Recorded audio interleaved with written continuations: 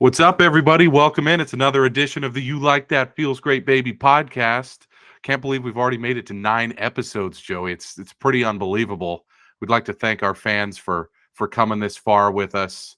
Um, Nothing really happened in sports this weekend. Really ho-hum weekend. Not much. There was that Baltimore-Cleveland game. Watson went off for 161 yards. That was about the – oh, wait, that's right. There was like the greatest World Cup final ever, and the Vikings had the biggest comeback in the history of the NFL. I forgot about that. Maybe we should start with one of those things. I guess we can start with the Vikings game, but we're going to get started here with a recap of the Vikings and then discuss the Niners clinching the division last Thursday. But we got to start here. Joey, you're playing hurt. We had to postpone the podcast a couple days. Looks like you maybe got something in Vegas. How are you holding up? Upper body, day to day. General body soreness. I had to manage my load last couple days. Whatever sports term you want to throw in there, that was me. You go to Vegas. Sometimes things don't always stay in Vegas. I took something home with me. It wasn't money. It was maybe some calories and a little bit of a tickle, but we're grinder. We battle through, and I'm not 100%.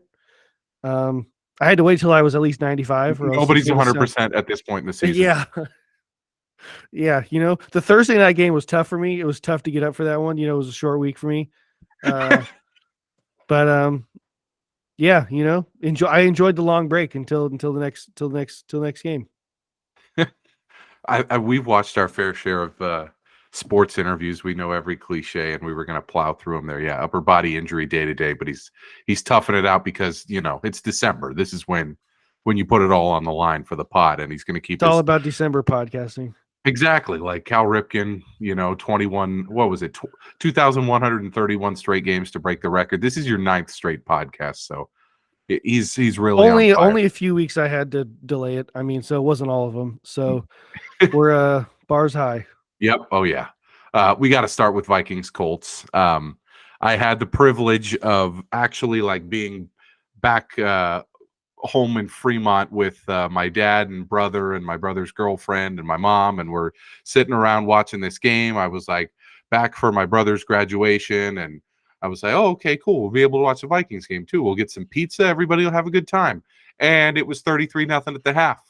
And I was like, well, do you guys want to just go do something else? We can go out. We don't have to get pizza. We can go get lunch. Let's go drive somewhere. And as we're having that discussion, quick touchdown to, I believe it was KJ Osborne for the first score. And I was like, 33-7. I mean, obviously, the game's over, but good to see we came out of the half strong. And then I believe they put up a field goal to make it 36-7. And then we quickly scored 2 touchdowns. And it was at that point that I told my brother, okay, let's get the pizza. We're in this for the long haul. I believe it was first was Jefferson, and then second was Adam Thielen on the score. And I'm like, okay, right back in this, down by 15 with 10 minutes left. It's almost impossible, but it's not impossible. And then the craziest fourth quarter sequences you could ever imagine. And I mean, the note I had about this team is, if not now, when, if not us, who?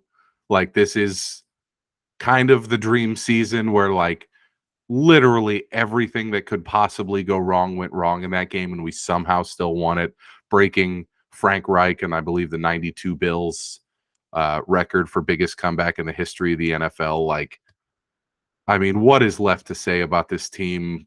Clearly, the defense has severe problems, but when you see a team go from 33 down to winning the game, as a fan, more so than as an analyst, but as a fan, you have to think, if not now, when? Are we the team of destiny? I think if the Niners were in that position, you'd probably feel the same way if that shit happened. Yeah, what a game. A couple takeaways. Number one, the biggest takeaway, the Colts fucking suck. Yes. I mean, they're so bad, but hey, I mean, 33-0 against a high school team. Yeah, that's impressive. The way they got up 33-0 led to believe not that anyone thought it was possible to come back, but it was like a blocked punt like a couple like turnovers, short fields. Like it wasn't like a long drive touchdown where like even just time, but like it was 33-0 at half, but it was like, okay. Again, not that anyone was thinking it was actually possible, but like Right. when they got the quick touchdown and then all of a sudden the other 2 quick touchdowns, and like you said, it was 36-21, you're like, there's a lot of time left and they're playing the Colts. and then playing big game Jeff Saturday. Like I was kind of watching, like I watched it was like 17-0, and then I kind of stopped and it was like, oh my God, it's 33-0. I'm like, wow. Yeah. And then it was like 36, like you said, 36-21. It's like, then I really started watching, and then I was like, the Colts can't move the ball. Like it's right. Matt Ryan can't move again. You're watching it, it's like, did they really think Matt Ryan? I mean, was he this bad last year? I don't like with Atlanta. Like, did they?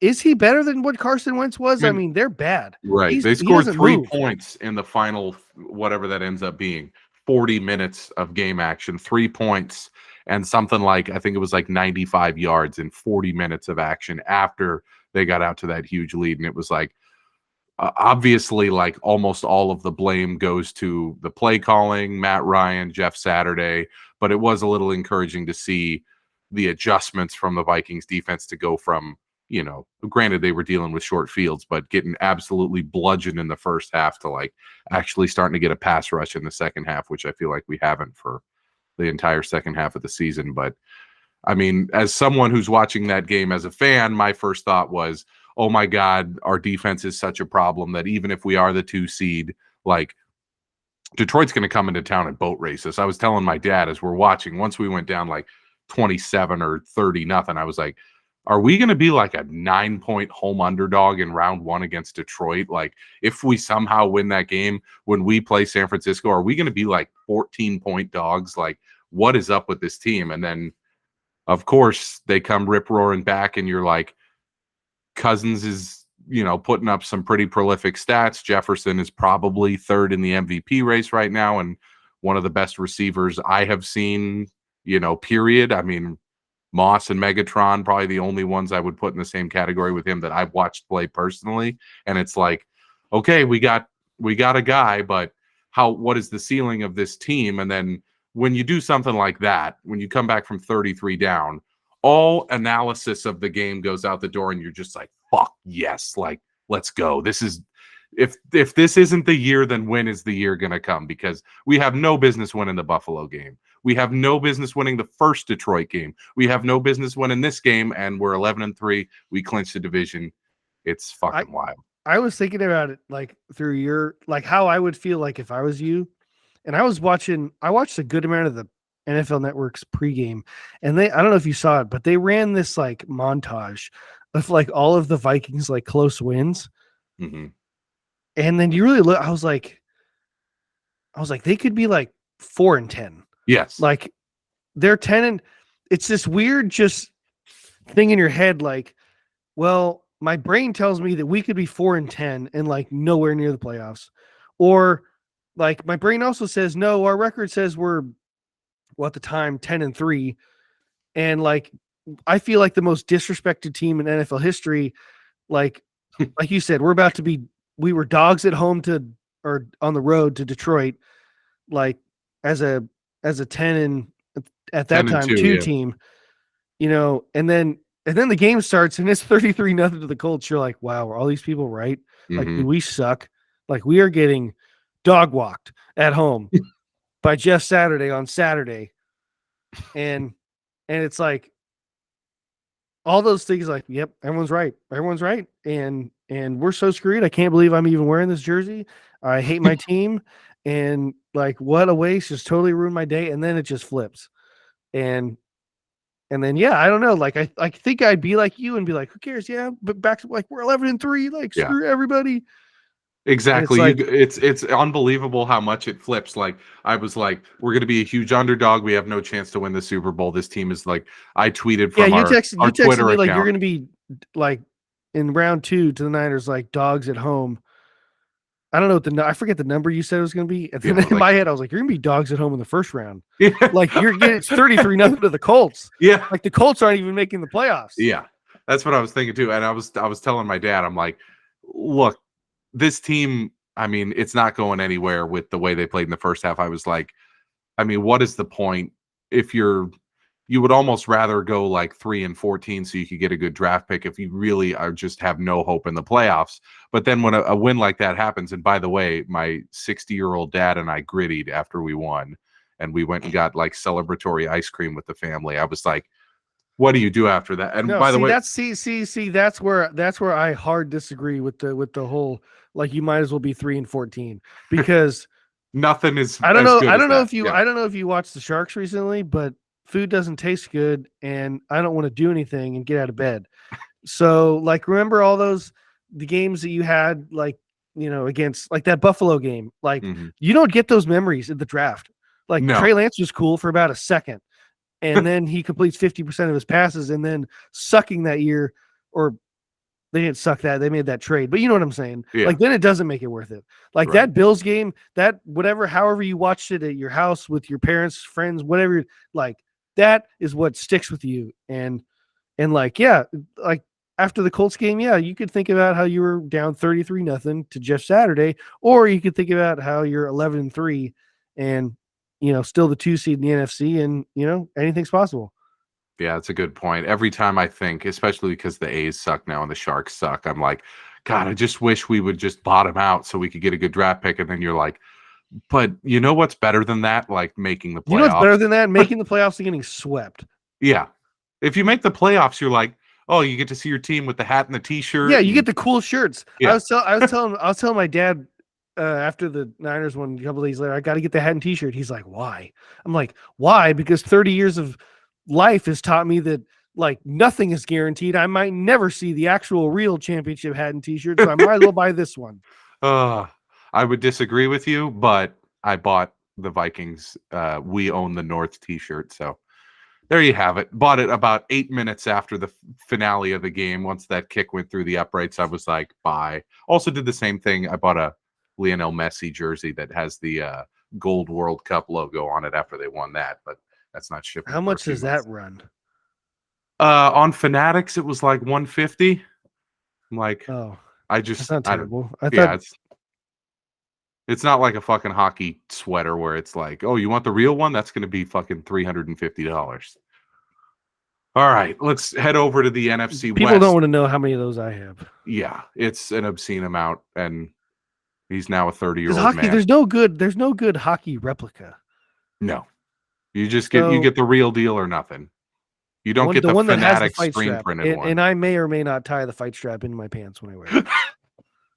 I do have a Joe Thornton one with the fight strap, and I'm like, when I first got it, I was like, I have no idea what this is, and now I'm like, I see, this is the real deal. It's like I'm when just you walking around the house, like, I swear somebody better pull I'm this throwing over him my down. head. Yeah. Let's head over to the NFC West, where at long last the 49ers have clinched. By the way, they've sneakily won, what is it, 7 in a row? It's 7 in a row. Yeah, that's incredible. So They've they won lost every game they've played with McCaffrey except that one where he was here for like a day and a half. And right. They lost to murdered by the KC, Chiefs. which I believe was our second pod. And now look, they've just rattled off 7 in a row. They've clinched the West. Purdy soaring to new heights, incredible numbers. So I was back home Friday and Saturday. I went to my work holiday party on Friday, and I'm driving in my dad's old 4Runner. So I'm listening to KNBR, which I never, ever listened to. But I'm listening to it. Even I don't even listen to KNBR. Yeah, I was like, what am I? Because I don't know the radio stations anymore because Live 105 is gone and whatever. I'm like, I'll just listen to KNBR. And everybody, it was Tom Tolbert was saying, okay, look, if Trey Lance was putting up these numbers that Brock Purdy is putting up, we would be like, is he meeting expectations? But because it's Purdy and he's Mr. Irrelevant and he's in his rookie season, everybody's like, oh my God, this guy's incredible. But the point I was thinking the whole time was, if you watch the games, there is a tremendous difference between the stats and what you see on tape. When you see it on tape, you're like, this dude is the guy. If you look at the stats, you're like, oh, pretty solid, not bad, game manager. But when you watch, I mean, you know better than anybody, this guy has been legit in his first 3 games. Like, I would push back on what he said about the Lance thing, because when Lance in the preseason threw the deep bomb against the Packers in the preseason, um, people were freaking out like, "Oh my God, this is about to be like the greatest! Like he's about to ascend." And then that same game, Brock Purdy threw a couple touchdowns and like looked fan, but like people were like, "Oh, it's just preseason. Who cares?" So it's like, what is it? Like this, the standards keep moving for like where you were drafted, and like you said, the bottom line is I've seen enough of them. Like I'm not going to come out here and say Lance is going to be a complete bust, because that's unfair. Mhm. But from what I've seen between the two, the greatest difference is their pocket awareness and just the intangibles. Like Trey Lance he has the bigger arm, he's more athletic, he's bigger physically, but the problem is he doesn't play big. He When he gets in the pocket, when he sees the pressure, I'm no quarterback guru scout, but my Monday morning quarterback says when he drops back, he puts his foot down and he will like sit down because he doesn't know what he's seeing, because I don't know, he hasn't played. And when he does, the last team he played was in 6th grade, because the talent in his college was not the SEC. Wasn't even the Pac-12. But Brock Purdy, who played in has been like a 7-year starter, if you can count. I saw high school, 3 years in high school, 4 years in college. That is an insane amount of football, like repetition. Mhm. And it shows. Like he takes shots, he knows where the ball is going, he can get through his progressions better than Jimmy. I mean, Jimmy, Mr. Happy Feet. Um and yeah, Brock, Unbelievable. The he guy should have had a takes you pick. to a fucking Super Diggs, Bowl and then Quandre Diggs, another NFC championship, and you're like, he gets through his progressions better than Jimmy he 3 does. games Like in. Jimmy does other things probably better, I think. I mean, he must. I got to give him credit for something. I mean, he's not a bum. But I mean, like Purdy should have been picked by Quandre Diggs, but every quarterback has balls that should be picked. I'm not Tua. gonna. Yeah. Okay. Well, he is He is he flirting with sucks. something. Yeah. Like I honestly saw today he won the Pro Bowl voting and was like angry. I'm like, can we stop? Can fans stop voting for things? Yeah. But no, I mean Purdy, he looks. I mean, they're gushing over on the broadcast like, oh, he looks like a 7-year vet, and like it's true. Not that he looks like he's going to be the next top 5-10 quarterback, but Mhm. it's like he was the very last pick in the draft, and the fact that people actually think, well, they could get to the NFC Championship. I mean, see what happens. Like, is nuts. Is It's nuts. yeah. And the crazy part is, I really do believe the team when they said like he might not have played, because Shanahan post game said like, yeah, I was telling Juice like, you got to keep the boys up today. You got to keep their spirits going, because he might not get through it, and we might have to run this ball 60 times with Josh Johnson. So keep him up. And Purdy got through it. That play, the 3rd and 1 where they took away McCaffrey at the end of the game, Mm-hmm. and he ran it and slid. Whew, Jimmy can't do that. Trey could do that, but Really impressive win. And now that you've clinched the division, really the only thing, because of how bad Tampa Bay and the NFC South is, your ceiling is the 2 seed and your floor is the 3 seed. So given that, basically you're deciding between whether you're playing, the 6 seed or the 7 seed, and then whether or not you have home field advantage in the next round.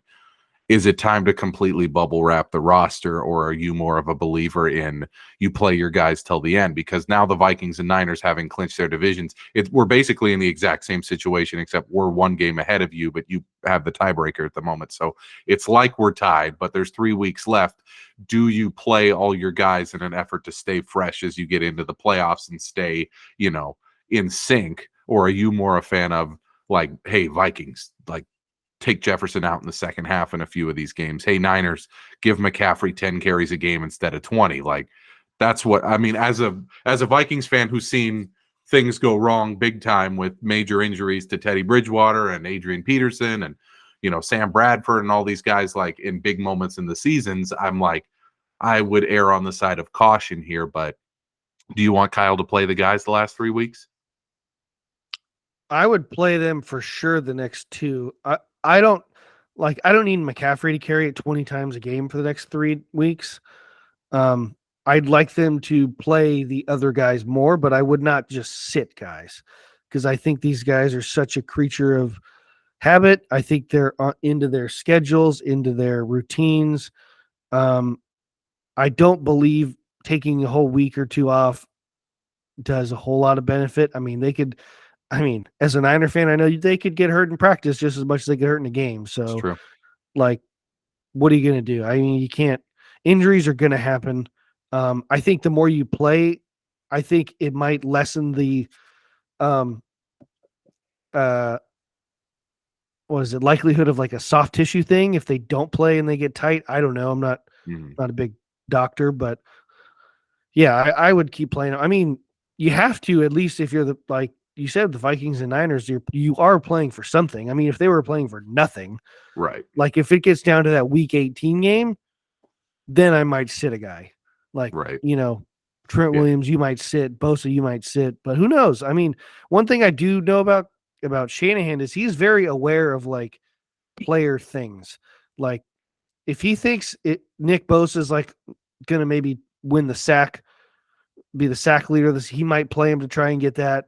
If McCaffrey's or they're playing some incentive in their contract, he will notice that and try to do that if it's a meaningless week 18 game.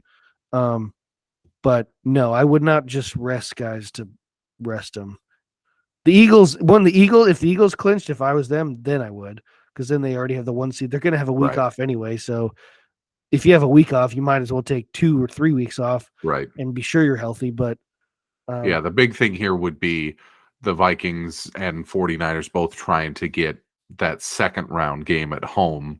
If the 2 seed and 3 seed both win, you want to have that game at home. But the other thought is, and I'm thinking this is a crazy thing that could come up in week 18, is with the Giants now winning and them being, I think they have like a 93% chance to make the playoffs now, and very likely as the 6th seed. Would you rather be the 3 seed facing the Giants or the 2 seed facing Detroit, knowing that if you do win, you get the second round game at home? But the 2 seed. It's close to me because I feel like the Giants is a tap in even for the Vikings, and they're playing this week because that team is. My whole thing is if you can't beat the Lions at home, then what's the point? Yeah, that's true. So I do feel like there is going to be. I think Detroit is a lot better than the Giants are. Like, yeah, I agree with that point, but yeah, I can't be a fan and like be worried about the Lions. I can't. Yeah, exactly. I can't. Yeah, it's true. And the reason I'm making that point is I feel like the NFC. I don't think Detroit. Now if Washington loses this week to the Niners, which I don't think it's an easy game for the Niners. I absolutely not. It'll be the best defense Brock has faced. Like, right. And I think Washington gets Dallas the last week. Yeah. Do they rest guys, Dallas? Because they're going to be the 5th seed. I mean, Vikings and Niners are both pulling for Washington or Seattle to make it as the 7 over Detroit. Absolutely. That makes the path so much easier. But the reason I wanted to bring that up is that I think the NFC is pretty much crystal clear at this point, but the AFC is a total clusterfuck. So the NFC, it's like Philly is going to be the 1. The Vikings and Niners at some combination will be the 2 and 3. The NFC South winner, likely Tampa, will be the 4 seed.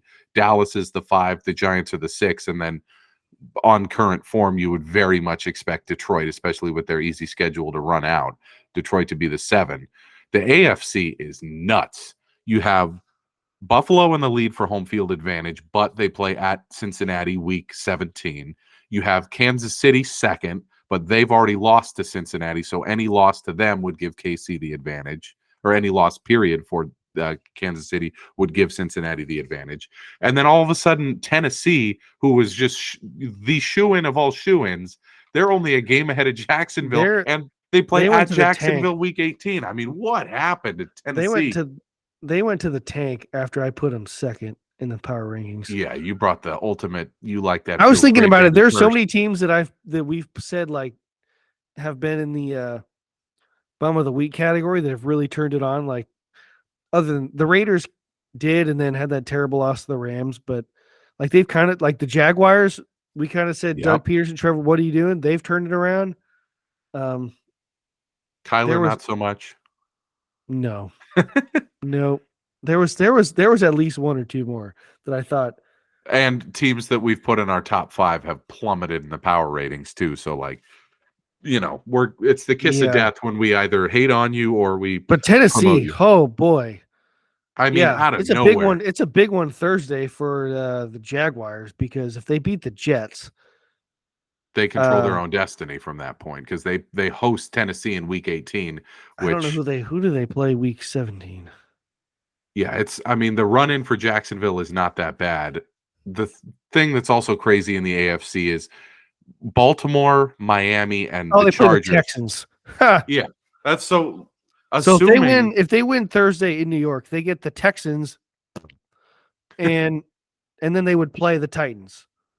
So like, good on you, Doug Peterson, out of nowhere. I mean, every professional sports bettor has been talking about how the Jaguars are actually like a top 10 or 12 team and get no respect because they struggled at the beginning of the year. And they're being proven right. I mean, they've won 3 in a row, and there's a real chance they could, win out and finish, what would that be, 10-7, which would be pretty incredible in the first year for Doug Peterson. So good on them. But let's try to take a look at our power ratings here, given that the NFC is pretty much crystallized now and the AFC is all over the place. Mine, it's just a slight change because of how Purdy has been playing. And like I said, I watched the games. The eye test says that guy is good enough for that team, for them to get far. So I moved them up to number 2. I got Philly number 1, San Francisco number 2, and then Kansas City, Cincinnati, and Buffalo. Basically all tied for 3, but I put them in that order at 3, 4, and 5 because those 5 teams, in my opinion, even as a Vikings fan, those 5 teams are going to make up the Super Bowl. Like, if someone out of those 5 or outside of those 5 actually made the Super Bowl, that would be shocking, I think, to me, and I think for you as well. Yeah. Because it ain't going to be Dallas. Nope. Dallas is... We'll get to Dallas later. No, mine would be like the same as yours. I would probably flip Cincinnati and Kansas City. Yeah, I think the Bengals. I mentioned last week that Kyle's going to make a run for the head coach of the year if he somehow can win out. I think it's a little bit more possible now that if Jalen Hurts misses a game or two and maybe they do finish like 13 and well, no, they're not going to lose out, but say they finish like 14-2, he still probably wins it. My other thing is if Dan Campbell takes the frickin' Lions to the playoffs after 1-6, he's going to get a lot of votes. Yes. But my other thing is I think Joey B is going to make a hard charge at the MVP if he beats Buffalo. He beats Mahomes and Allen in the same season. Someone put up a graphic and Jalen Hurts if Jalen Hurts misses the rest of the season and maybe Mahomes loses a game, if Burrow gets the 1 seed and beats Buffalo and Kansas City, that's pretty impressive. Someone put up a graphic on Instagram that was the top 3 MVP candidates with no name. So it was just stats, with not showing their record, not showing their name, just the stats, A, B, and C. And I looked at it and I said, okay, I would go B, A, C as my, top 3. It ended up being Mahomes, Burrow, and Hurts in that order. And I was like really surprised that, like, for whatever reason, Burrow like isn't in the conversation now. But I think with him, by the way, he also beat the GOAT. So which isn't much. I don't think these he beat days. Brock Purdy this year. Oh my God. Every time when I least expect it, he drops it on me. I'm sorry. I get what you're saying, but Brady looks, this might be my hot take. He looks washed. He just does not want to get hit. Like, obviously his whole career, he's kind of been like that. He's been There's very just weird things now coming out of Tampa that report that he literally just changes the entire game plan the night before and the coaches don't even know about it. Well, that makes sense because Byron Leftwich is like a total dunce, but but somebody leaked that. They say, I saw this the other day, Tampa Bay has the worst rushing offense in the history of the NFL if they maintain for the rest of the season. Like, my Rashad White is hurting. Oh, They have the whole as a team, they're under 1,000 yards rushing. I'm like, that is really, really bad. Like there are teams like the Bears I'm and still not entirely sure they're going to win the division. yeah, which is nuts. I mean, we'll get to that Because later. they already in, lost to Carolina. right. And that's who who they played last week? They play week, I believe, 17 against Carolina, and then week 18 is at Atlanta. They're still like minus 300 on most betting sites to win the NFC South. I'm like, I might take a look at Carolina. They're like 4-1. I mean, plus 400. Yeah, I thought if they would have won last week, Carolina could have won the division if they would have just gotten past the shitty Steelers. But man, that division is bad. Worst ever, I think. I think it's worse than that NFC West was in 2010. I mean, everyone. I don't even consider that one because they won a playoff game. Right. Seattle did. Right. Man. But who knows? We'll get to, like I said, we'll get to that later because I don't care who wins. They played Dallas, might be foreshadowing. All right, let's head over to Joey's Jack and the Bum of the Week. I feel like this is a seminal week in the history of the Jack and the Bum, just because we've always had, great candidates, and there's been, guys that you're like, what did you do? Like, man, what a stupid move by that guy. But this week, I mean, tippity top of this has got to be the greatest week in the history of the segment, and maybe for years to come. You have obviously two enormous candidates in the Colts game and the Pats game, so you take it away. Yeah, America and potentially Pakistan's favorite segment, the Jack and the Bum of the Week. And like you said, two just pillars of submissions for this week's Jack and the Bum of the Week. Let's start with the Colts. Just terrible performance all around, just awful. Just get off the field. Through all three phases, offense, defense, special teams in the second half went to the toilet bowl. And the New England Patriots, who I think have the greatest coach ever, I think are situational football, smart. But it's a pretty easy decision for the Jack and the Bum of the Week. And this week, we're calling it the Jacoby in the Bum of the Week, Jacoby Myers.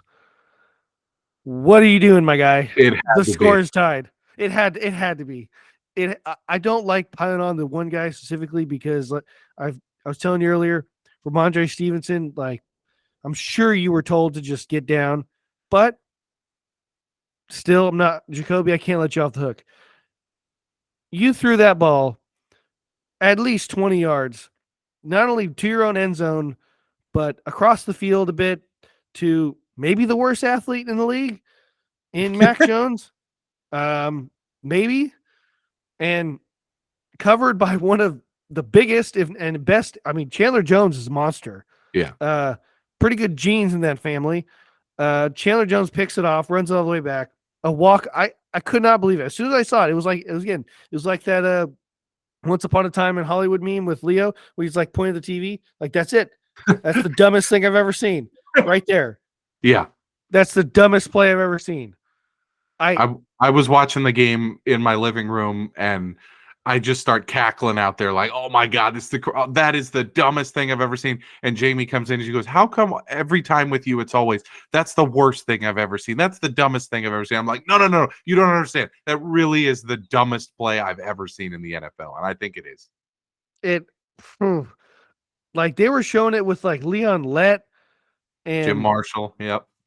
And some of these, and I guess, you could, in a bigger game, maybe there's been a bigger blunder, but I just, what was he thinking? I mean, he immediately, as soon as he caught the ball, thought they were down 5 points. It was like the J.R. Smith thing in the 2018 NBA Finals where he's just like sprinting around and you're like, oh, he doesn't know the score. Like that was the only thought. I'd say he must not know the score. He must think they're down by 4 points and they need a touchdown. Like maybe it was like you were saying earlier when Stevenson flipped him the ball, like prior to that, he's like, okay, we're going to overtime. But once Stevenson flipped him the ball, adrenaline, I don't know what it is. Yeah, something in his mind snapped. Kicked in. Right. And where it was like fight or flight. And he chose, I'm going to flight this ball 30 yards to Mac Jones. That's That's the dumbest slate I've ever seen. That's By the the way, dumbest slate I've ever if seen. Baker Mayfield doesn't march down the field on Thursday night 2 weeks ago and complete that comeback against the Raiders are back to 500 and right in the thick of the playoff. Oh race yeah, because of that play. that's. So I mean that one's probably that's up for top 5 worst losses of the season for any team. The Raiders against the Rams that week, probably shows you how might the be number NFL one. goes, and because then they were the beneficiary of one of the craziest, probably the craziest loss of the year in terms of just like crazy play. I mean, I'm still not even sure that what was Keelan Cole got his foot down. They shouldn't have even been there. You're right. It should have been an easy Patriots win because that foot was out of bounds. By the way, it looked out of bounds, but like they were saying, is it? I was like, it looks out of bounds, but like Jonathan Film on the broadcast was like, I don't see White kick up. Like, is like my eyes tell me that is definitely out of bounds. But I'm like, the way they say, like, you need conclusive evidence. I'm like, I can't prove that he wasn't inbounds. they got this technology at the World Cup and in the Champions League now that like every player is basically like a silhouette that this video thing kind of is able to capture, so that when there's an offside decision, you can tell down to like the fingertip whether a guy is offside or not. It's like, why can't we do that in the NFL, which generates a bajillion times more revenue per game than any soccer league in the world? Like, why can't we have the gridiron just GPSed or something so we can tell? Like, we're really gonna let 65-year-old What's that thing in tennis? Exactly. Where that ball, yeah, it's like that's the should have been same able thing. to Could we tell. get that with people's toes? Yeah, terrible That was missed weird. call. They said, I saw the stat, they gave up like 14 points in I don't know, the last 26 seconds of the game or something. Oh my God. And which is going to lead us to And then our Bill had to go hug Josh McDaniels. Like, great job, buddy. Yeah, good win. Great game. Can't believe we just coached our ass off for a week to have a guy might have been out of bounds, get to touchdown, and then one of your players just went YOLO. So when you come off of a game like that, and let's pivot over to our Week 16 preview, we're going to take a look at some matchups there. I want to start with the Patriots. So when you come off of a game like that, especially when you have arguably the greatest coach of all time, he is not going to be embarrassed 2 weeks in a row. So I'm looking at that game. Cincinnati at New England. Cincinnati's a 4-point favorite. I like New England there with 4 points. I really do. I feel like as much as I like Burrow, and Cincinnati's on fire, they haven't really had a bad performance in like 6 or 7 weeks. I feel like they're due for one, and I feel like Belichick after last week, this is like a statement game for him. Like, there's a lot of calls on social media and in podcasts right now for time for you to retire. Clearly, you're not coaching your team and doing the situational stuff that you always used to. I feel like he's going to come out guns blazing in this game. So when I saw that was 4 points, I expected it to be, maybe 3. When I saw it was 4, I was like, okay, I'll take that with Belichick after being embarrassed, and he's back at home. I'll take New England plus 4. What do you think about that? They better score. Mac Jones and Matt Patricia better have a come to Jesus moment and figure it out, because they better score. Because Joey B's putting up points in a hurry. Like I said last week, I thought it was going to be ugly for Tampa. It was, but a different reason. They blew a 17-0 lead. I was like, oh, wow, where Joey was wrong. And then it was like, nope, I was right. Yeah, what did Tampa gave up 30 consecutive points or something? It was 33. insane. I think it was 33 in a row, because it was 17-0, and then it was 34-17 or 34-17. Yeah. Yeah, so they gave up 34 in a row. Absolutely horrendous there. So clearly, Cincy, especially in the second half, that's the thing with their defensive coordinator, is he's similar to DeMeco Ryans in that his second half adjustments are like second to none in the league. They were unstoppable in the second half, that defense. Here's one that's confusing. So Tennessee opened as a 7-point favorite at home against Houston, and they've lost 4 in a row, and Houston's played their 2 best games of the season the last 2 weeks, and yet that is still at 7. And you're on Houston here, and I think I am too. You think Houston's got a shot to win this one outright? Yeah, I think they have a shot to win it outright. 7's a pretty big number, especially because I was hearing Malik Willis might be quarterback in Tennessee. Yeah, Tennessee is in a spiral to nowhere right now, and Houston, well, there's no moral victories, but if I was them, I would take one this week against Kansas City because they probably should have beat them. And they should have beat Dallas the week before. So they're due for and one. I wonder if Lovie Smith might be coaching for his job. Might be coaching here for his NFL career as a head coach. I don't know if he gets another head coaching job or not. He might, but I wonder if they're playing a little extra hard for that, and we'll see. But yeah, Tennessee, where I was wrong. Saturday marquee game of the weekend, at least it was until Jalen Hurts injury. Philly at Dallas, Saturday, Christmas Eve, 1 p.m. game out here on the West Coast. It opened Philly -1.5, and then with the Hurts news, it's now Dallas -5.5. I thought that 7-point move is huge. Obviously, Gardner Minshew nowhere near as good as Jalen Hurts, but I am inclined to take Philadelphia there, given that this win would clinch them the division and home field advantage, and that roster is just stacked. So what do you think about Philly +5.5? Well, for Philly, for the betting part, I love it because I think Philly's going to win. But like, do you remember seeing Nick Sirianni when Philly beat the Colts, and he was like, "That's for Frank Wright," like to the fans. Yeah. Like, you don't like this guy. Kind of feels like in a less like bite your kneecap kind of way. He kind of feels like a Dan Campbell. He's gonna be like, you know what, guys, no one thinks you're gonna win this week. It's like, Jalen down. We're gonna go in to Big D, and we're gonna shove our D up their D, and we're gonna win. And like, there's nothing I think more than the Eagles would love to win in Dallas Christmas Eve. I think it's gonna break the Thanksgiving record, the Cowboys Giants. I think this will be the highest rate, become the highest rated regular season football game ever. And I think the Eagles would love to just drive a knife through the Dallas Cowboys with their backup quarterback. And absolutely.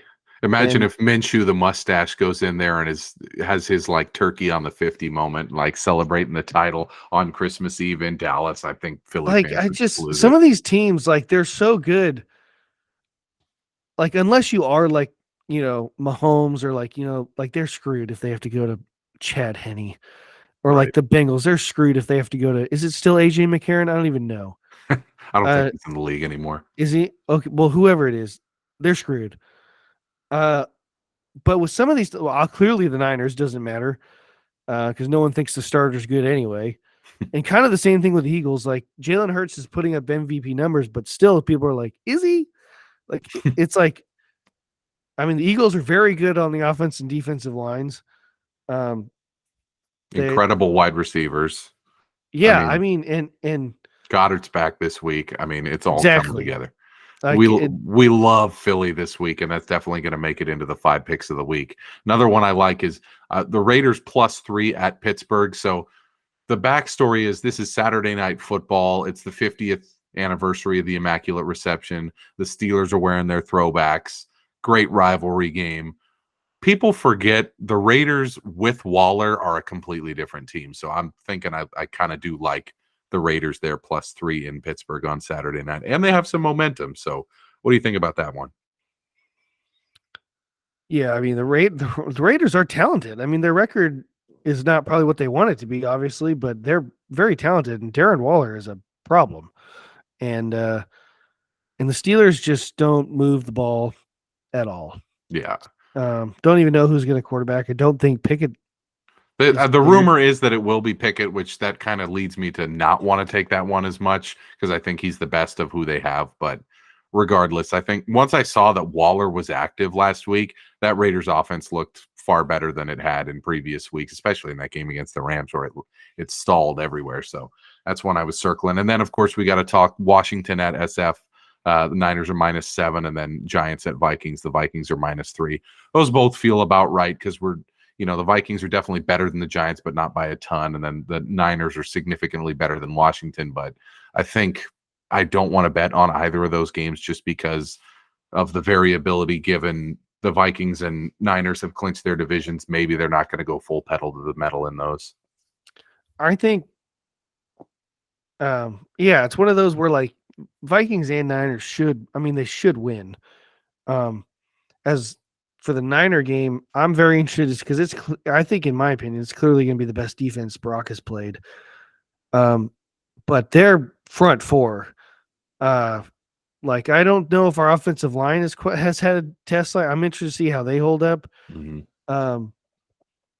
Let's Which see I was Heineke literally put up just points on D'Amico Ryans though. Like you could win. yeah, that's 7-3. the part where that's not happening. I was watching the Sunday night game. I'm like, did Chase Young play? I thought he was practicing. No, he didn't. He He was inactive. There's a rumor that he's coming back this week, which that's been the rumor for 6 weeks now. Since I guess I was always thinking like he was playing, but I was watching the game. I'm like, I never saw him. Does it matter if he plays? Like, I think he's a bust. In terms of who wins and loses, I don't think so. Yeah. But I'm just thinking for like further down the line when the Niners play, whoever they play us, if they play Washington again, if they play Dallas's front, if they end up winning a couple games and playing Philly's front, like I just want to see if McGlinchey can freaking block somebody. Can we block somebody, Mike? Like that's the thing. Our interior can complete tangent fine, here, but like can somebody block? Like a lot of our blocking is because use check helps or Kittle help. Like can one-on-one, can you block like a good player? Can you block a guy who was like not like an undrafted free agent? Complete tangent here with your boy McGlinchey. If the Vikings play the Niners in the playoffs, which it sure seems like we're on a collision course for a second round matchup, like I'm going to go into the game and being like the Niners are so much better than us at every position. It would be a miracle if we win. And then I'm going to see Danielle Hunter and Zadarius Smith coming off the edge. And Williams can only take one of them.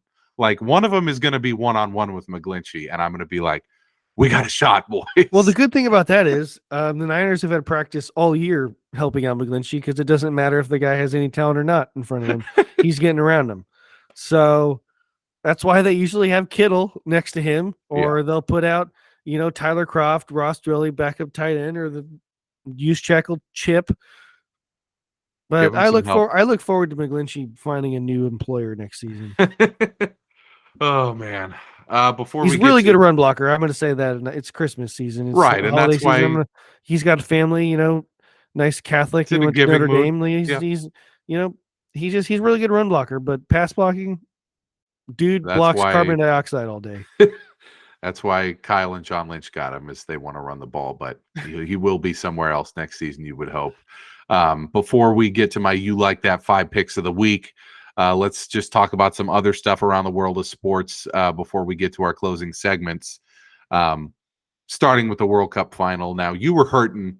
You were in the midst of your epic sickness over Sunday. I did catch the end of it. But he did watch, and who needed to watch, the first 60 minutes of it?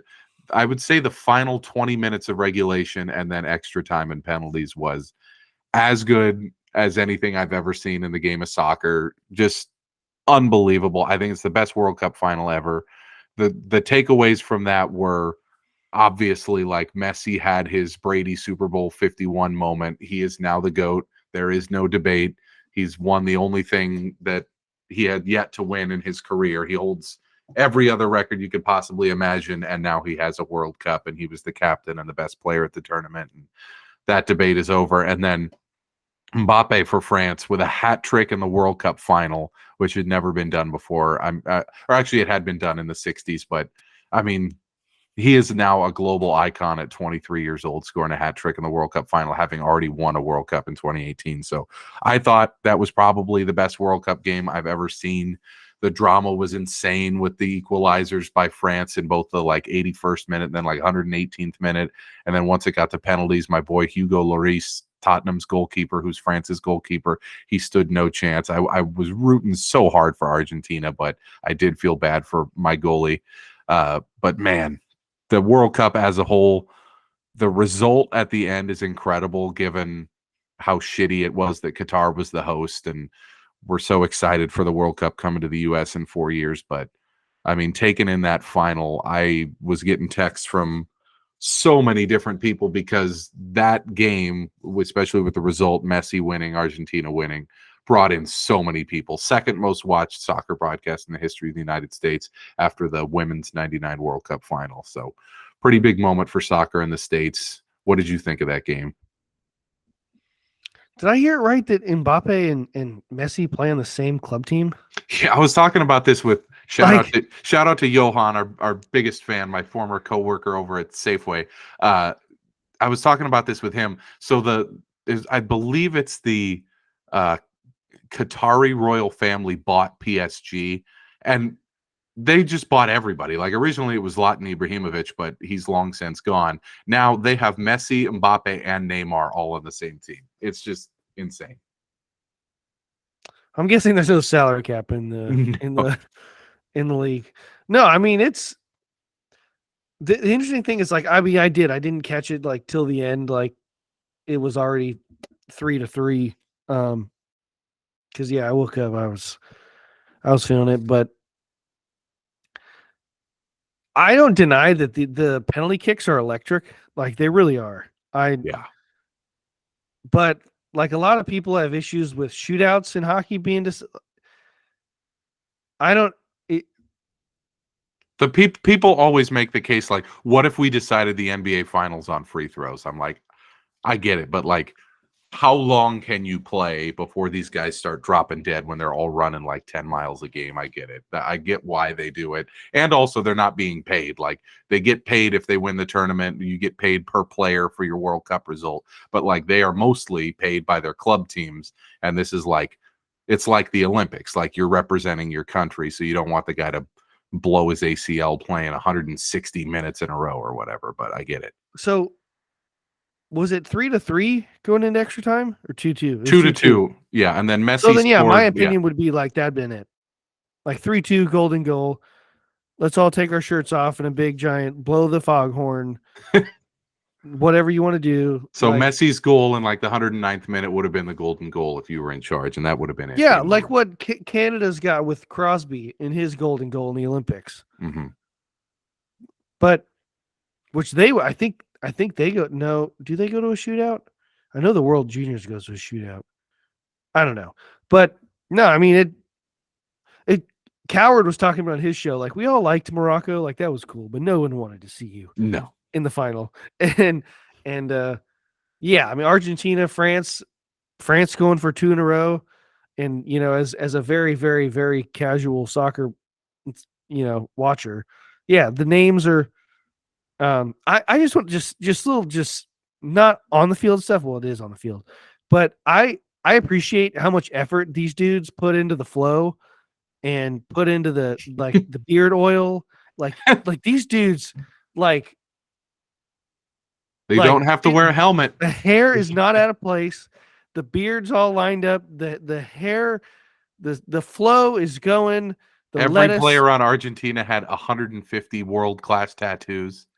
Yeah, they're like, are these models? Like, are these guys like? I was like, good for you guys. But yeah, no, I mean it was Argentina, France. I mean, it wouldn't get any bigger than that. I'm kind of shocked it's not the highest rated. Especially how well the game went. Probably just due to the time. Right. Also probably due to Texans Chiefs was on. So the game ended at like 9:57 Pacific, like the last penalty goes in, and immediately, like this is the greatest moment in the history of the World Cup, in my opinion. Like Messi, the greatest player ever, finally getting his crowning achievement, age 35, and the host is like, "And we're moving over to FS1 because the NFL's coming," and I'm like, nothing more American than that. The greatest moment in global sports, and we're like, Chiefs Texans takes precedence. We're kicking this over to cable. Like. Welcome to America. So awesome. Yeah, you got to get Cletus the robot out there. Oh, man. Jay Glazer's like, football is in, soccer is out. All right. And that's your inactive report list for today. Before my You Like That 5 picks of the week, one quick note here. So going into the pod, I was like, okay, this is done and dusted, but it looks like there may be a wrench here at the last minute. So Carlos Correa, 13 years, $350 million to the Giants. I was going to talk about how much we love having guys to boo and having like a guy that I already hate move to my most hated team in all of sports, the Giants. And I was going to be like, you know how valuable it is to like have that guy that you hate, especially as we get older and we're not kids and we're not like, you know, we don't have this like pantomime villain hatred of A-Rod and Jeter like we did when we were kids. And, you know, certain guys that we just hate their guts. It's like, oh, Correa to the Giants just feels right because I get to hate this guy for 13 years. But it looks like something came up in his physical and the deal might be off. So that's kind of out the door. But you I understand. heard that. I don't know how that works. Like, I mean, I guess they all have to take a physical, but wouldn't you have done the physical before? I mean, I know they don't. That's a stupid thing to say, but it's just like, yeah, how does that happen? It's kind of like odd. what happened? Yeah. Must have been like something in his elbow or something, but that'll come out. Did they say what it was? No, it was literally like an hour before the introductory press conference. They sent out a one sentence thing like press conference canceled. And I was like, that leads me to believe that they found something that they're like, the deal is off. They saw his age. He's 42. Yeah, I mean, you understand better than anybody with like your hatred of certain guys like Russell Wilson when he was on the Seahawks and whatnot, how valuable it is. There's nothing they could do. Fan. I was laughing so hard because I kind of my dad will say like, oh, that guy's such a dick. And there's some people like, I'm like, you just say like, you literally just say that because like he's on the other team or whatever. Like I mean, some of these people will be like, he's actually kind of a nice guy. He's like, you know, whatever. And I remember last year watching the Rams, and I think Kupp won the Offensive Player of the Year. Did he? Mm-hmm. Yes. And then Whitworth won the Man of the Year. And we were watching the like honors thing at the time. There was like nothing on, and we were watching their award acceptances, and then Cooper Kupp's like, I'd love to thank God and my wife and kids, and I just love my teammates, and I just love, you know, fighting the good fight every day to be the best person I am and love everybody and play good football. And then we'd be like, what a dick. Like, can you believe this guy? What an ass. Yeah, what a clown. Whitworth would be like, oh, I just want to set up funds for kids and schools and give them bikes. And, you know, I just wake up every day looking to help people. And everyone's like, Man of the Year. And we were like, what an ass. Could they have given it to a worse guy? And it's like, we're laughing because we're like, obviously not serious. Like, yeah, great people. And it's just like, that's just like the great thing about sports. You wear the jersey of the other team, like, oh, you just suck. Like if you flipped every single player on the Vikings and made them Packers and made Aaron Rodgers the quarterback of the Vikings, like flip teams, like just flip uniforms, you'd be like, this is really weird. But I'd be like, I'm now. You'd be like, this is really weird, but discount double check. I'd be like, all of a sudden, I have this urge to not get the vaccine, even though I've already had my boosters. You're just like, I love Joe Rogan. Yeah. Oh my God, we got to get the ball to Allen. You know what? You're like, you know what? Jordy Nelson's the greatest white guy ever. Yeah, fuck Adam Thielen. It's all about Jordy Nelson. Yeah. You know what? I love cheese.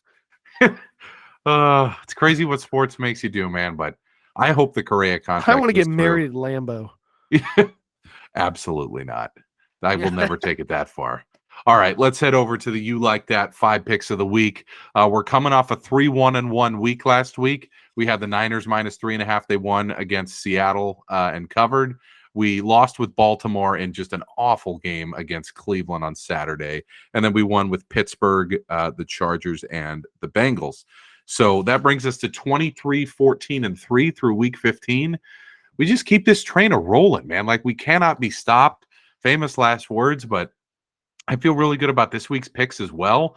Let's start with the first pick. So we always go in chronological order with, in this case, it's 4 games on Saturday and then 1 on Sunday. So I'm not saying one of these is my number 1 pick and one of them's my number 5. There was some confusion on TikTok and Twitter the other day as to, like, do I like any of these more than other ones? It's like, no, these are the 5 picks and I'm just putting them in order of when the games happen. So we'll start with Houston +7. You think Houston might win the game outright. We both like Houston in this spot. They're at Tennessee, who is reeling, and there's rumors that Tannehill may not play. So we really like that one. Then my pick, this one is like solely me going out on a limb because you're a big Joey B guy, but I like New England +4. Belichick's not going to be embarrassed again 2 weeks in a row. I think it's a kitchen sink game for him, and famously, he's on to Cincinnati. Pick number 3, we're going Philly +5.5, and another one that you like, right, as like an outright. You think Philly's going to go in there and win the game, so we'll take the 5.5 there, absolutely. And then my picks, I like the Raiders +3. Like I said, Waller back on the Raiders, completely different team, completely different offense. I like them in that game +3 at the Steelers, who they, like you said, they just can't move the ball. And then I looked at a bunch of different games for number 5. I'm going to go with the Rams +2 at home against. What a terrible game! I know, it's like terrible game. This was That's their Nance and marquee game. Romo too. Yeah, they're like, this is going to be a big one. It's Denver at the Rams, and I'm taking the Rams +2. Denver's offense giving 2 points to anyone on the road is nuts, whether it's Rippon or Wilson. So I also think the coaching mismatch is huge. I don't even know the game that the NBA is putting on. It could be Lakers and Boston. It could be the Warriors and whoever. That game probably still like triples the NBA at least. Which is nuts because like this is one a of the worst game. I mean, they're both 4-10, I believe. I mean, that is an awful game. It's still going to do great ratings, but I'll take the Rams +2 in that spot just because McVay against Hackett getting 2 points. I feel like that's a slam dunk, even though that's my pick I'm least confident about. But we're going in that direction just because of the coaching mismatch. So here we go. Here's the You Like That 5 picks of the week for week 16. We're 23, 14, and 3 through week 15. Went 3-1-1 last week. Let's keep it rolling. We're going with Houston +7 at Tennessee. New England +4 at home against Cincinnati. Philadelphia +5.5 on the road at Dallas without Jalen Hurts, but we're going for it. And then the Raiders +3 on the road at Pittsburgh with Darren Waller back. And the Rams +2 at home against the Nathaniel Hackett inept Denver Broncos. Joey, it's time for your Feels Great Baby, your wildest take you feel best about at the moment. And you got a little bit of a doozy here going against the conventional wisdom. Yeah. My wildest take, my Feels Great Baby take is I think the Dallas Cowboys are going to lose in the wild card round to whoever. I'm not even going to say Tampa. Whoever wins that shit division, the NFC South. I think they're going to lose in the first round to Tampa or Carolina. I think Carolina is probably the team the most I'm confident win that game or win the division. But Dallas, oh boy, they give up 500 yards to the Jaguars. And I know the Jaguars have some talent, and Trevor's seems like he's figured it out. But like Micah Parsons went on Von Miller's thing and was like talking about Jalen Hurts for reasons I don't understand why. Like, you're not playing the Eagles, like, and if you were, like, what are you doing? Mm-hmm. I'll tell you this: Nick Bosa's defense would not give up 500 yards to the Jaguars, and people like to talk about Micah Parsons. Like, come on, Parsons was looking at a shoe-in Defensive Player of the Year and possible MVP votes, and with not a lot that he's done on the field, but mostly stuff he's done off the field in the last like 3 or 4 weeks. That dude he's kind of screwed up his season. I mean, they have major injury concerns. They lost their second corner. I think Anthony Brown is his name. And the guy they put in was just he was the guy covering Zay Jones, who was torching him. And they lost Leighton Vander Esch, Mr. Neck Plate. And he was their best. I mean, people like to say Parsons, but he was their best run defender. Mm-hmm. Yeah, they're losing. They lost their right tackle.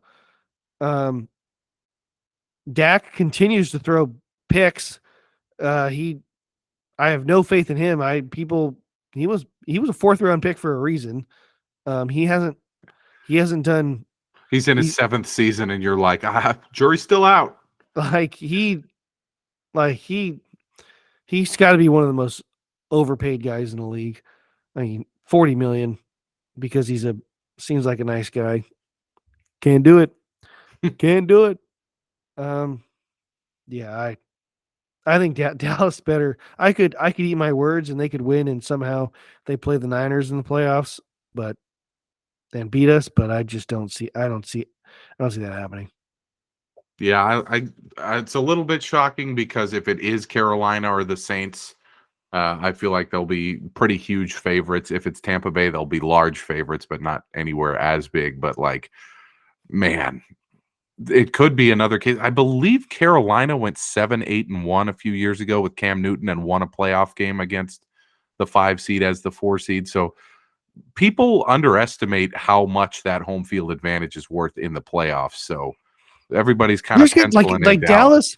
Dallas is going to make the playoffs as a 5th seed, play by far the worst team in the entire playoffs. Mm-hmm. Like all of the pressure is on them. Like 30 years of pressure is on them to win that game. Like if they play Tampa and say Dak goes 3 and out, and then Brady drives the boys down for a touchdown, like butts are going to get really freaking tight. Like that's just the way. Fucker factor is high. Like it's going to get early. It's going to get late real early. Like, it just is. And Jerry's freaking wandering eyes are going to point down to the field like, what are we doing, boys? Like Mike McCarthy, like, I just, it's, I think, I guess all the other 3 are 5-9. I guess they're all one back. I don't know why I think Carolina is the one that is like closer, but Atlanta's awful. Yeah, I don't consider that. I would say the Saints probably pose the greatest threat to Tampa at the moment. You think it's Carolina, but just because of their schedule. But the Saints probably should have beat the Bucs twice, so they didn't because they're chokers. But I mean, the Saints seem like a better team than the other two. But whoever it is, they're going to be at home, and you're right. The pressure's all going to be on Dallas, probably as a 7 or more point favorite in that game. So not a crazy take. I think when we roll around to that time where they're the 5 and whoever's the 4, I mean, we got to remember that and maybe put that as one of our picks of the week. If Dallas finishes like 12-5 and plays like a 7-10, like I honestly think they'd rather play a team like Philly or Niners or somebody, because like at least it'd be like, we got as a fan of teams that just perennially just let you down, like the Sharks do. Like you just would rather play somebody that like you already think in your head, like if we lose, like it won't be that bad. Like Dallas is like, well, if we lose to Tampa, this is going to be really bad and people are going to get fired. But if you lose to Philly, you're like, oh, they're a juggernaut. So yeah, exactly. Yeah. It's a loser mentality, which is why, I'm behind a mic and not playing in any athletic event ever. But yeah, if I was Dallas, I would. Well, I'm not gonna say I'd rather lose to get the 6 seed, but that's stupid. But yeah, no, they gotta stick with the 5. Maybe get a home playoff game in the 3rd round. No way that's gonna happen. But actually, they could even get it in the 2nd round if both the Vikings and Niners lost. So they got to keep trying to win. Well, if that happens, this podcast is canceled. Yeah, that would hurt. The great Cowboys, Giants, and Washington, Philly, entire NFC East 2nd round of the playoffs. NBC's wet dream.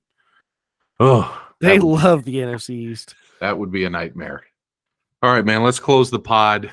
Holidays are coming up. We're going to skip the pod next week as week 16 falls on Christmas. So we'll be back for the week 17 recap pod going into week 18 right around New Year's Day. So we'll see you then. But anything coming up for you this week you want to bring up? You hanging out with the folks this Christmas or with Kayla's folks? It'll be her cousin's family here in Brentwood at their place. Everyone's going to go there, including her parents. I think her parents might be coming to our place after spending the night, because I know we're spending Christmas Day with them. Nice. Yeah, it'll be a whole lot of food, whole lot of games and fun, and it's a good time. I'm glad that my upper body injury will be good by then. Absolutely. Yeah, we're doing Christmas. We did Thanksgiving in Colorado Springs, so we're doing Christmas in the Bay Area with my folks. So a lot of football to be watched, but I'm going to try to keep it to a minimum with to try to spare my wife and my mom from just more constant football all weekend. Maybe we'll watch the Vikings game, but try to keep. I don't think Well, that you know what you guys could do? You guys could watch the rerun of Christmas Story. It's the one where they replaced the Red Ryder BB gun with the Glock Purdy. Did you see that one? Oh my god. Oh, God help us all. Oh, the Glock Purdy. Yeah, little Ralphie Parker. All he wants for Christmas is a Glock Purdy. And Santa's like, no, you're getting Trey Lance, and kicks him down the. Oh my God. As with everything else on this podcast, it always goes back to Big Cock Brock. Welcome to the NFL. Oh, speaking of that, it's a fantasy playoffs in the league. You changed your team name in every league. I did. I forgot. I got to change one or two of them to Glock Purdy. But I'm since we're going to their house, I'm playing Jake in the first round. Mm-hmm. So I'm playing Savage X. Who is that? His dad. Okay. Yeah. Let him know I'm bringing. Dude, my team is in the tank. My team is so in the tank. You were unstoppable at the beginning of the year, and now it's in big trouble. I lost Cup, and then I lost Pitts, and I've lost Debo, and the players I've replaced him with have just kind of fallen off. Jalen Waddle actually had a pretty good day in the snow, but until the last couple weeks before that, he was crap. But yeah, your policy every year in fantasy football is to always draft the guys with most swag. You always draft just pure talent. You never draft one of the best picks. One of the best picks I made this year was DeAndre Hopkins. I took him pretty early, even though he was suspended. Mm-hmm. But now it doesn't look good because Colt McCoy is hurt now too, and he might have Trace McSorley. So, yeah. By the way, Tampa Bay 6.5-point favorites at Arizona. That's another crap game. Yeah, awful game, and I was surprised how big the line is. They're obviously Trace McSorley is not Brock Purdy, so. Trace McSorley is, every time I see him, he throws a couple picks. I'm like, this guy's like the next Nathan Peterman. Yeah. That's what I mean for Tampa, who, let's just say it, they suck. They flat out suck. For them to be almost a 7-point favorite on the road, it's pretty crazy. But yeah, we'll try. I think the Christmas Day games are all so awful. I will be able to avoid all of those without any problem, like the Denver Rams game. The best one's the morning one. Packers, Miami. Which is, it's fine. Neither of those teams are going to win the Super Bowl this year. Packers aren't even making the playoffs. It's fine. But what are you going to do? Watch a Yule log? Oh, I actually do like the Yule log. You flip over that every time the guy with the You Santa like the one with the music or the person? No, the music, and then Santa comes in with his poker and stokes the fire, and you're just like, oh yeah, this is great stuff. You hear Elvis singing Silver Bells, and you're like, yeah, this is what it's all about. Flip maybe over to the Yule log. I was saying maybe next one because we're probably pretty long on this one, but do our top 5 Christmas movies. Oh wow. Well, this is our final episode before the new year, so I'm just going to have to rattle them off the top of my head if we want to crank that out in 5 minutes. Christmas Story #1 for me. I agree with that. The original, the Glock Purdy one's still in progress, but the original's the best. I like Elf. I probably put Elf 2. Yeah, Elf's really good. The Rudolph one, the classic, the 60s Rudolph one with the abominable snowman or whatever, that would probably be #3. I watched that one a ton as a kid. Home Alone. Is it 2? You want a hot take? Do you want a really hot take? Oh God, I've never seen Home Alone. No, how? Any of them? Jamie gives me shit because there's all these movies that I've never seen because all I did was watch sports and Nickelodeon. I'm the same person. Yeah, she's like, how have you never seen Freaky Friday? How have you? I've seen that movie. That was a great movie. Yeah, I'm like, how have you never seen? What was the other one? Mean Girls or whatever. I'm like, because I was watching football and Sports Center, I didn't watch it. But how have you missed Home Alone and Home Alone 2, Lost in New York? Come on. No. Okay, well, that's assignment viewing for you over the next week. I'm sure it'll be on. I've seen it on the TV, and like parts of it, but I couldn't tell you. Like I've never ever sat down and watched it or like watched it start to finish or Have to. like I don't even know the premise of the movie. I guess he's home alone. I guess is that the premise? And he various alone at home? hijinks ensue from there. Yeah. No, you definitely got to watch that one. And then I guess to round out my top 5, this is always a debate as to whether Die Hard is a Christmas movie or not. I've but also let's never do it. seen those. Oh my God. I always forget, like, you live under a rock. Like, if I really do. If it doesn't have Brock Purdy or Erik Carlson in it, you're not watching it. My list is somewhat. I would still Christmas Story number 1. It's the GOAT. I do love Christmas Vacation. Okay, yeah. We just went to dinner and there was a theater in LA that was showing that on the big screen. And I was like, damn, we should do that. I love Christmas. I'd probably have that number 2.